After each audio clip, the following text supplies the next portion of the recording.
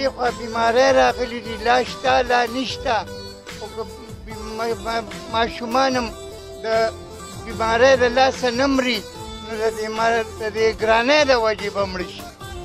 مونږ خواريان شوي یو، مونږ څه چلو؟ زمونږ ډېره مجبوري ده. دا رشقه چلو پولیس هم نه پرېږدي، کله مو سکولونو ته دننه کوي، کله مو تاڼو ته دننه کوي، کله راله باڼسونه راچوي چې مه ګرځئ.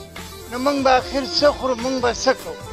مونږ له د یو لار حکومت وښیي، نو مونږ به هغه لار اختیار کړو. مونږ خو تباه برباد کړو. هغه ورځ یې وړه وو، په 11,500 روپۍ تر وړه وه زما بچو یوه هفته روژې او مینچې خوړلي دي د دې مهنګایۍ د وجې چې مونږ سره د وړو پیسې نه برابرېږي.